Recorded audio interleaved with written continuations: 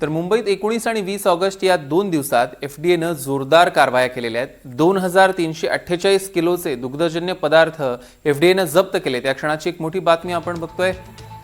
मुंबईत 19 आणि 20 ऑगस्ट या 2 दिवसात एफडीएनं जोरदार कारवाया केलेल्या आहेत। जवळपास 2348 किलोचे दुग्धजन्य पदार्थ जप्त केलेले आहेत। रिजवान शेख आपले प्रतिनिधी आपल्यासोबत जोडले गेलेत। रिजवान, काय अधिकची माहिती?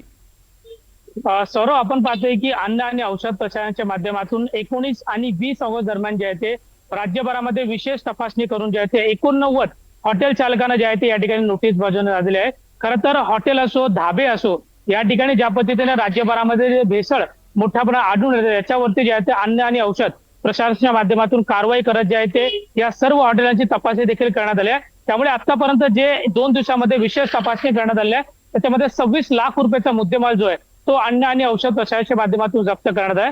त्याचबरोबर ते दुग्धजन्य पदार्थ आहे ते देखील मोठ्या प्रमाणात भेसळ करण्यात येत होता, असेही देखील अन्न आणि औषध प्रशासनाच्या कारवाई दरम्यान सापडले आहे। त्यामुळे आपण पाहतोय की तुकाराम मुंढे यांनी जेव्हापासून अन्न आणि औषध प्रशासनाचा कारभार स्वीकारल्यानंतर राज्यभरामध्ये अनेक ठिकाणी जे आहे ते झाडाझडती आणि तपासणी देखील अन्न आणि औषध प्रशासनाच्या माध्यमातून होताना दिसून येत आहे। त्यामुळे स्पष्ट मोहिमे तुकाराम मुंढे यांनी दिलेला आहे की जर एखादा व्यवस्थापक किंवा एखादी हॉटेल जर भेसळ करण्याचा प्रयत्न करत तर त्यांचा परवाना देखील निलंबन करण्याची जी कारवाई आहे ती अन्न आणि औषध प्रशासनाच्या माध्यमातून होणार आहे। सौरभ, निश्चितच या संदर्भातले अधिकचे अपडेट्स आम्ही तुमच्याकडनं घेणार आहोत। तुर्तास धन्यवाद।